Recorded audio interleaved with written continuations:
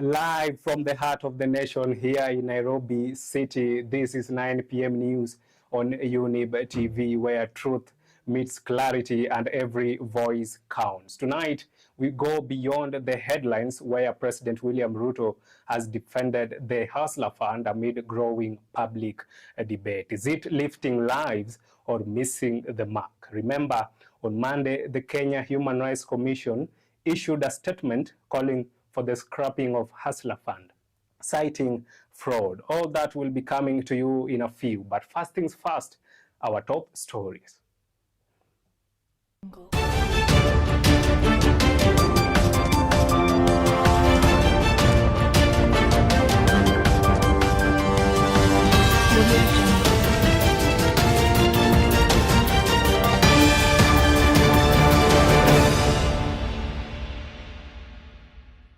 We rolled out the Hustler Fund to attend and to include the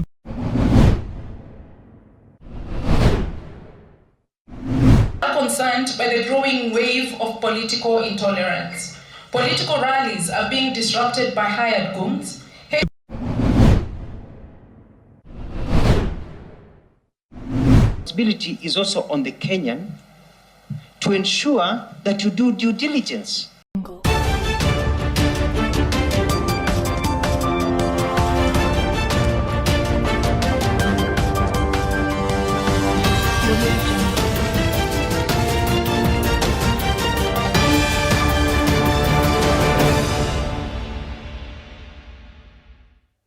Welcome, my name is Cliffe Omondi. President William Ruto has lashed out at Kenya Human Rights Commission for urging Parliament to scrap the Hustler Fund. Ruto, who was speaking during presidential roundtable with private sector in Nairobi today, asserted that Hustler Fund has in under 3 years disbursed more than 72 billion Kenya shillings to over 26 million Kenyans. He also maintained that Hustler Fund has mobilized over 5 billion Kenya shillings in savings and offered capital to millions of small businesses. On Monday, KHRC claimed that the kitty is mad with illegalities. that there are people who banks and financial lenders cannot touch, even with the longest pole that you can find. But they exist. They are not included in the financial system, and they need support. So we rolled out the Hustler Fund to attend and to include these micro entrepreneurs.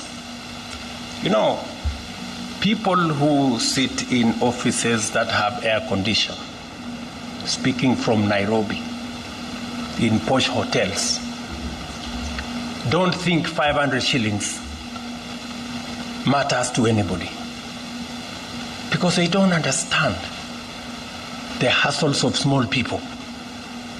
They don't understand what goes on in real Kenya, down there, where 500 shillings can make somebody earn a living, be able to put food on their table, and be able to go about their businesses. And on to other news, the commissioners of the Independent Electoral and Boundaries Commission, IEBC, have held a meeting with the media about the election preparation strategies. At the meeting, the IEBC commissioners say that they have been disappointed by groups of criminals at political meetings, and as well as the hate speech that emanate from some leaders. We are concerned by the growing wave of political intolerance. Political rallies are being disrupted by hired goons. Hate speech and inflammatory remarks are being normalized. Few perpetrators are held accountable. This climate threatens not only democracy, but also journalist safety. We ask the Commission to speak firmly and act in collaboration with law enforcement to protect civic space. Access to accurate information at every stage of the electoral process is vital for building and sustaining public confidence. This is why the Commission is committed to working with the media openly, constructively, and consistently. Going for 2027, I personally don't think there'll be stealing of votes. It's almost an impossibility. But if there are loopholes, please bring those point outs to us so that we can seal the loopholes if there are any. So we are open to that. And away from that, the Parliamentary Committee on the Affairs of Kenyans Living Abroad has expressed its concern about the increase in fake companies and agents who are extorting money from citizens seeking work abroad. At a meeting with the CS of Labour Alfred Mutua to discuss the employment saga of Kenyans in Qatar. I don't know what criteria we are using to identify the registration centers and the recruitment centers. Because Waziri, I'm afraid to say, I'm looking at the counties that you've mentioned, Machakos, Kitui, Makueni. Basically, that's where you're coming from, Waziri. This number is so big, you're taking from one or a few counties that speak the same native language. The Kenyans are worried about that. And there are other areas where more people have been recruited than even Machakos, Makueni, and Kitui. And so I do not understand why, or the document that you have and the data that you have and the comprehensiveness, and I'm willing to provide this committee the full data. You said we have legit agents. Have you, even as a ministry, gone out there and made noise and said, if you are not getting employment from these accredited agencies, then we are not part of it? The responsibility is also on the Kenyan to ensure that you do due diligence. Kama mtu anakuzia shamba, unaangalia kama hiyo shamba, hiyo title deed ni fake ama ni ukweli. And if you get a fake title deed, you don't blame the government. And the government, especially the Ministry of Health, is now urging women who have children to follow the rules of breastfeeding for 6 months, while saying that the number of people who breastfeed their children in this country has not reached international standards. According to the Principal Secretary in the Ministry of Health, Mary Mudhoni, Kenya has not yet reached the level of nations, as it is only 61% of women who breastfeed their children properly. Take a look at this.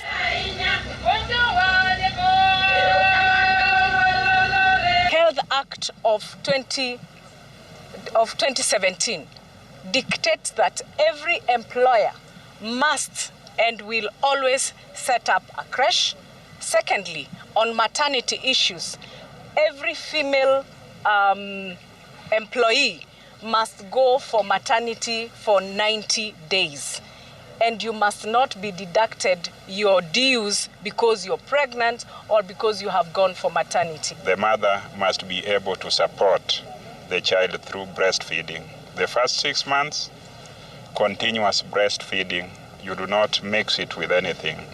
It enhances the health of that child, the immunity of that child, the development of that child, both mentally and physically. If we can get some diapers for the babies and that money preserved for diaper, you get it to buy food, you get enough food, then we can breastfeed exclusively. Hii facility imesaidia sana. Juu sisi, mimi nimeitumia for 2 months. The last 2 months zenye nilikuwa shule, nimeitumia. Na imenisaidia sana. Sasa wale wanafunzi wenye bado wanasoma, na wasihi kuwa watumie hii facility vizuri.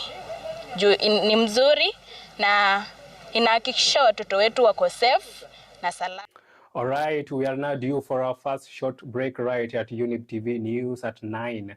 Don't go far because we still have much lined up for you.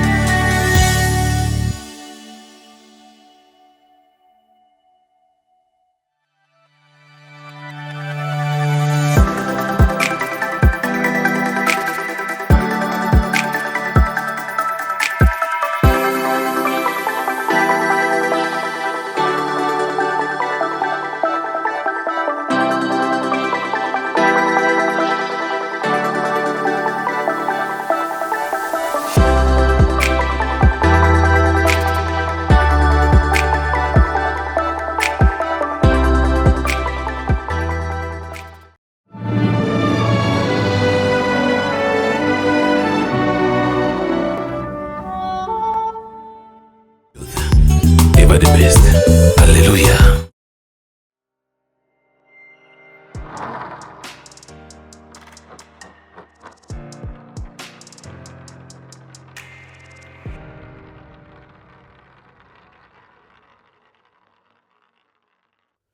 Right, welcome back. You are watching Younib TV live at 9.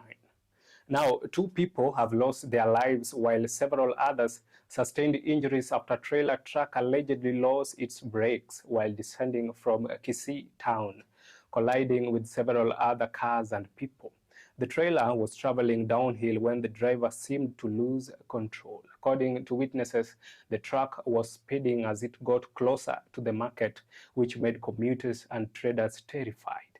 They went on to say that the area has a history of being an infamous black spot where numerous locals and drivers have lost their lives. Kata break kutoka huko juu hama. Sasa ikafika hapa juu, driver alikuwa anajaribu sana kucontrol. Lakini wakati alifika hapo kwa msikiti, alipata Prado nyingine ilikuwa ikikuja polepole, akaigonga, ndio labda alistuka. Tena akifika mbele kwa hii daraja hapa, daraja 2, akapata probox ilikuwa hapo pia, akaigonga. Sasa ile hali ya kukata kona hapa, na hizo pikipiki zilikuwa hapo kwa njia, kuna mama alikuwa hapa amekuja kuchukua nyanya na mtu wake wa pikipiki. Ikawapata hofu kama washapanda. Sasa ikapita na wao. Hao ndio wamekufa. Naomba mahali kumetengewa biashara ya soko ifanywe soko na watu wafanye biashara zao huko, na mahali kumetongewa barabara iwe tu ni ya kutumika kwa barabara. Maana kama watu wangekuwa ndani ya lile soko, mambo haya ambayo tunayaongea sasa maybe ingekuwa nusu yake. Juzi tulikuwa hapo tukiwa na base commander kwa mambo ya road safety, na tuliweza kueleza wananchi watoke, kwa sababu ukiangalia barabara ile pale hakuna stage na magari mengi yanakaa katikati ya barabara. Na waomba wananchi wetu na bodaboda wetu, kama ni bodaboda tukae kwa stage zetu, na kama ni wananchi tunafanya biashara mbalimbali tuingie kwa soko. Barabara iwachwe ikiwa wazi. Ukiangalia barabara haijamaliza mwaka tangu ifunguliwe, lakini hapa imekuwa ni black spot. We are losing our people each and every day. County government of Kisii, fikiria vile mtapata solution. Mtafute kama gari za mizigo zitakuwa zikipita nje ya town, hapa town tupate gari zenye ni light. Gari ya trucks hazipiti katikati ya town. Watenganishe barabara yenye matrucks zinapita na gari zingine zipite pande zingine, na katikati ya town watu wako wengi. Gari ime lose control, imetoka juu, mtu anaona tu amesaa kufa already. Sasa hiyo tunaomba watoe barabara ingine yenye inaingia ndani ya town, matrucks zisiingie ndani ya town. And still on tragic stories, traders at the Kisumu bus station market are estimating losses of unknown value after fire gutted their shops on Tuesday night. The fire broke out at 5 o'clock at a barber shop and spread, burning more than 20 shops in that stand. Business people have blamed the county government for inaction, saying that the fire extinguishing pipes were faulty.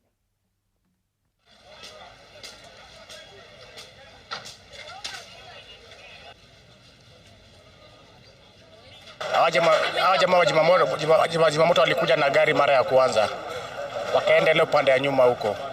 Mara ya mwisho hiyo pipe yao iko na leakage, hawakuweza. Wakuja na paka mara ya pili, zimamoto ingine haina maji.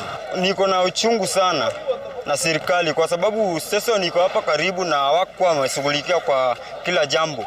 Kwa sababu inafaa kama moto imetokelea hapa Kisumu City, inafaa au watu wafike immediately. Because hapa ni city. We almost managed the first 2 stores, except now the electric poles and the wires picked up the heat and started to flashing very heavy amount of light of fire. I think it was also emitting fire and spreading it. We called the Kenya Power. I was there with the OCPD and the police group. They were responding very well. The OCO, CS, OCPD. OCPD tried to call, I tried to call. By the time they responded, it was over 30 minutes. and we ran out of water. We had our 2 trucks there, the one that carried 10,000 liters of water. And on to education matters, a section of teachers under KUPPET want changes in the union on the grounds that the union does not defend their interest. In the reforms, they recommend the leaders in the KUPPET party to serve for 2 terms only. Speaking in Mombasa at the Tononoka Stadium, the teachers dismissed the claims of salary increase as reported.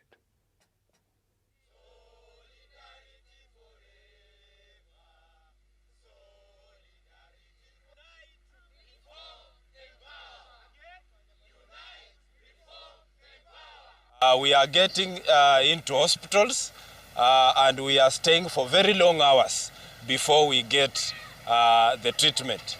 We are also getting substandard treatment. We are being given generics, which to us, it is not the dignity that we need as the teachers of this Mombasa. And what we need is an overhaul of the medical scheme. Teachers are not respected. It is very demeaning for a teacher to have to beg for medical services. We don't want a situation whereby when we go to these hospitals, we have to call somebody for us to be attended to. Teachers' life matters. Mshahara wetu umeongezwa. Walimu hawa wote, and they can attest, hakuna mwalimu ambaye alipata zaidi ya 1,000. Tunataka KUPPET watuambie, KUPPET National, bwana Misori, tunakuuliza hivi, ulituongeza nini? Kwa sababu hatujapata. Actually, it is laughable. My colleague has said that nobody got more than 1,000. It is surprising that not even more than 500. Because it is shameful that you add a teacher 700, then you deduct it to 400. What is that? And the media tells us that teachers go to the bank all the way smiling. Smiling with 400? And the priests of the Catholic Church in Nyamira County have advised parents to be careful with their children during this holiday season due to the increase in cases of crime and drug use among young people. Birigiro Parish Priest James Obaigwa and Nyansiongo Parish Priest Lawrence Mundere have pointed fingers of blame at the parents for allegedly not carrying out their guardianship duties. The priests have also called on the whole community to work together to nurture children's moral development. Mtoto si wa mzazi tu mmoja. Mtoto huyu ndiye atakaye kuwa kiongozi, ndiye atakaye kuwa daktari, ndiye atakuwa kiongozi katika nchi yetu. Kwa hivyo naomba kwamba wazazi mlinde watoto wenu na watoto wajilinde mkiwa nyumbani. Mambo mengi ambayo yanatendeka, tusiachie walimu ama serikali. Watoto hao ni wetu, kwa hivyo tuwalinde na tuwahimishe yale ambao wanastahili katika jamii yetu. Kila mtoto anataka uhuru wake, lakini uhuru pasipo sheria nao ni upotofu. Kwa hivyo ningependa sana kanisa iwajibike na community iwajibike na serikali iwajibike ili tuweze kutunza watoto wetu vizuri. Kwa hivyo ningependa nidhamu isingatiwe. And that brings us to the end of our 9 p.m. news here on Younib TV. We are working around the clock to keep you posted with local developments to global headlines. For more news updates, join Alfonso Uma tomorrow for the morning momentum and Rachel Akenye during the Younib TV news at 1. My name is Cliffe Omondi. Have a restful night.